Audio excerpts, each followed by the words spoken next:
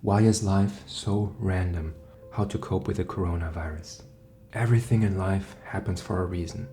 I mean, it feels nice to think of life this way, doesn't it? Okay, then please explain this. How can someone in China eating a bat soup a few months ago? So let's just go with the official version, assuming it's not a man-made bioweapon conspiracy. So how can a random person touching the wrong animal in Wuhan lead to soon 100,000 infected with a novel, scary, highly contagious virus, close to 3,000 dead, and an accelerating economic and humanitarian crisis? In fact, if some predictions and mathematical models are true, millions of people worldwide might die in an unprecedented pandemic. Might sound insane to you, but that's basically what a lot of experts like Mark Lipsitch, epidemiologist and microbiologist from Harvard, predict might happen. And also Bill Gates thinks it might be a one-in-a-century pandemic. So how can we still believe that life makes sense if chaos can ensue at any time with no apparent reason? With the corona pandemic spreading, I get anxious, honestly, contemplating the randomness of it all. So much of life, it seems to me, is determined by pure randomness. So I ask myself, why is randomness so scary actually? I came across this quote which summarizes it quite well. What people fear most about tragedy is its randomness. A taxi cab jumps the curb and hits a pedestrian. A gun misfires and kills a bystander. Better to have some rational cause and effect between incident and injury. And if cause and effect aren't possible, better that there at least be some reward for all the suffering. By Jerry Kluger. What makes this randomness even more scary is that we usually don't know which trivial event could trigger such a catastrophe. You might have heard of the butterfly effect, which states that minimal changes and randomness in initial conditions can lead to massive changes in outcomes in later stages. Or in other words, can a butterfly flapping its wings cause a tsunami in Toronto? What's the butterfly in your life, and what chain of events will it trigger? One tiny decision, like leaving the house 1 minute later, might change everything in your life. Could be the deciding factor between a life of prosperity, love and peace versus a painful existence in a wheelchair with depression up until your suicide after being randomly run over by a taxi this very day. So why is randomness so scary? Because it breaks the illusion that we have control. I think many of us are pretty neurotic but also pretty smart, kind of type A. We like to plan ahead. Why? Because we want to understand the world and we want to understand us. So we want to make good decisions, good rational decisions, so later in life we can avoid pain and have a good, successful life.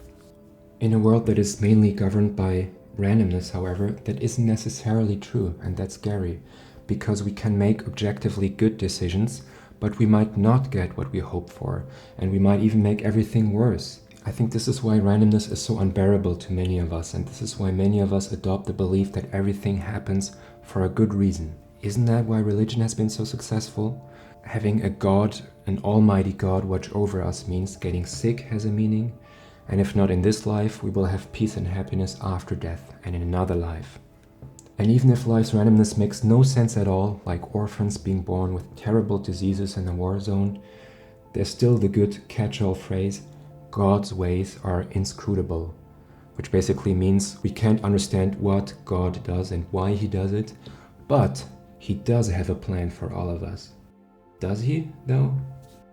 Seeing the cancer diagnosis without this illusion of meaning makes this thing happening to us appear cold, brutal, unforgiving, unfair, and almost unbearable.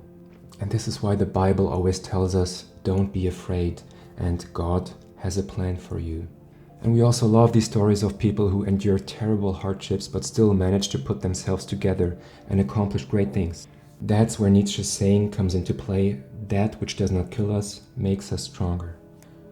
However, have you considered survivorship bias in these cases? For every inspiring comic story, there might be 9 others who did fall apart from painful, traumatic things happening to them. I mean, look at veterans or homeless people. If you talk to them, most of them have sad stories like these to tell, unfortunately, and many of them have very severe problems that they can only cope with when they take drugs. I think we almost have to uphold that illusion of control to function and to get up and go to work.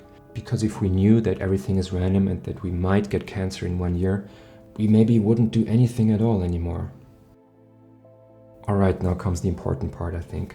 What can we do about it? The first option is to give up to despair and nihilism and crawl under a rock or become angry at the world. Probably that's not the best strategy, not for you, not for the world. Second is to ignore and deny the randomness of it all. Our capability for denial is strong and useful for survival. There's a good chance, however, that this illusion will shatter at some point, as soon as something bad happens, and that might be very harsh. And also, being ignorant to the reality of this world might lead you to make bad decisions. Third, I think we should look at philosophy for answers. There, I think we should start with the Stoics, who amazingly emerged in the 3rd century before Christ in Athens, who claim that we should accept our powerlessness with regards to how the external events, such as pandemics, turn out. And this is incredibly valuable in these times. Marcus Aurelius says, "You have power over your mind, not outside events. Realize this and you will find strength." This is really key in times of crisis. We cannot anticipate how this virus unfolds, and we can't really do that much to influence whether we are infected or not, or if something will happen to us then. Also, Seneca's quote comes into mind, who says, "We suffer more often in imagination than in reality." I think many of us are guilty of this. And if you read in Reddit forums about all the new cases that pop up of the virus, then you will suffer much more and have all these scenarios in your head which drive you crazy, which aren't that useful after all. Then I think it's also super valuable to look at existentialism, which is philosophers like Kierkegaard, Nietzsche and Sartre, and which came to be much later in about the 19th century and was also heavily influenced by the horrors of 2 world wars. They are more in the ballpark of everything is random, nothing has any reason, and everything is kind of meaningless, as opposed to everything has a good reason. And I think Sartre's philosophy is really interesting in this regard, because he is really into the absurdity of the world. He says things are weirder than we think, and we maybe should just accept that the world is kind of absurd. And also, to me, I was thinking about Kafka's book, The Metamorphosis, which you might know, where the protagonist, Gregor Samsa, wakes up as an ugly bug in his bed, and his family thinks he's gross, and he basically almost becomes insane and gets injured and dies in his little room. And it's just completely random, but also super scary. And who knows, maybe one day we might also get a virus which transforms us into bugs, which is insane to think about, but that's just how insane life can be and how random life can be. What Sartre also says is that we are free, but this freedom is very scary because nothing has any God-given purpose. And also Kierkegaard says, anxiety is the dizziness of freedom. So we humans have a hard time with too much freedom, because if we can't choose whatever we do and we make the wrong decisions, we might regret it and feel awful about it. Eventually, Sartre still claims that you can choose your own life, and you should choose your own meaning. You should not just take on what others tell you to and believe things have to be a certain way, which Sartre calls bad faith. Aside from philosophy, I think it's worthwhile to look at religion as well. Because, for instance, Kierkegaard also turned to Christianity at the end of his life, because he basically said, I have this void, this meaninglessness, I choose to fill it with my faith, which he was also criticized for by other existentialists like Sartre. But if Christianity or whatever your religion is works for you, that's great. There are very smart people who are religious, and maybe it's just because they recognize the value of stability, the tradition, the peace of mind, the community that it can bring. And here I was also thinking about John Butler, who is a Christian and talks about philosophy a lot. He's very smart and very wise, I think, and he even talked about coronavirus. And now, of course, we're jumping straight into this ocean of fear about this infection. Well, it really is an extraordinary phenomenon. How readily, it's almost as though we love fear. Yes, it's not an exaggeration to say that. and how often very resentful we are at people that don't take our fear seriously. We get really upset, don't we, if someone challenges our fear. We hold it close to our hearts. We do love it in a strangely perverted way. And yeah, the thought that there is good and evil and that good will be rewarded at some point is a nice feeling too. And it's also smart of Christianity to put the reward after our death, because many of us will never see it maybe. And this is where I thought of Alain de Botton, who summarized it quite well. For me, the genius of Christianity was always that these guys located paradise not on this earth, but somewhere else.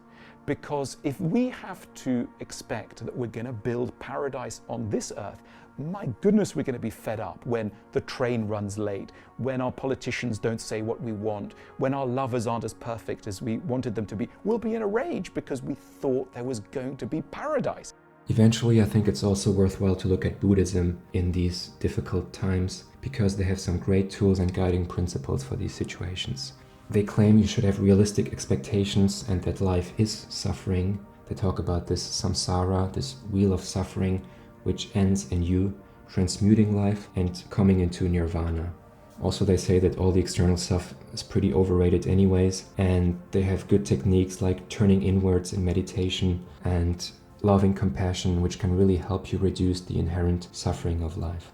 I think finally and ultimately we all have to accept and learn to live with this randomness of life. And this is what I'm going to do, kind of combining all the things that I've learned in philosophy and religion and all the other aspects. I want to emphasize, however, that it does make sense to mitigate risks and to take smart measures. You can increase the chance of getting better cards by being smart, despite all the cynicism. In the case of Corona, this could be taking vitamin D, improving your immune system, avoiding big masses, don't travel to the infected places. Just be kind of smart about it. And who knows, maybe this could actually lead to some positive life changes for the rest of your life. However, you need to also accept that there's a good chunk of randomness that remains once you've prepared. And that part is what you need to learn to live with. Second, solidarity and compassion. As humans move closer together and learn more compassion, that's my hope. Even if my partly misanthropic self doesn't want to admit it, relationships matter a lot. If we have people who help us through tough times, we should be extremely grateful. Maybe that's the most important thing after all, and you can pay that favor back. Humor. I think humor is a great medicine. If you look at enlightened people, you see them cracking jokes all the time, and many comedians didn't have an easy life and struggle with mental health, but they learned to transform it into great comedy and helping other people as well to cope with life. To me, the absurd nature of life is incredibly funny, and we should make fun of it, and we should make memes, we should make jokes, and we should make fun of ourselves, and we should make fun of this life. I do this every night with your son. I think ultimately we should adopt the mindset that we can learn from whatever life throws at us, as an individual, but also as a society. As a society, I think something like Corona can help us be better prepared for future crises.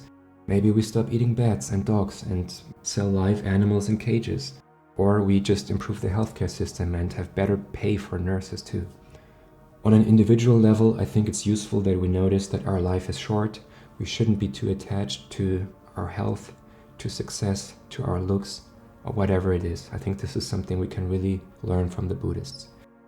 And maybe the lesson is really that your life and the cards you've been dealt at birth, but also throughout every day, are in fact quite random, and more often than not, absurd and cruel, rather than unexpectedly pleasant and uplifting, because probably we notice the bad stuff more as well. But I do believe that we humans have the potential to adapt and thrive, even with shitty cards. I trust in our capability to survive what life throws at us. That's what we're built for. I mean, the Holocaust survivor Viktor Frankl is the perfect example that we can find light and positivity and purpose even in the face of raw tragedy. We humans are strange creatures. On the one hand, we're super fragile, on the verge of breaking down and giving up at any moment. On the other hand, we can be extremely resilient. There are studies that individuals who lost an arm or a leg in an accident report similar levels of happiness compared with before the accident, which is quite amazing, honestly.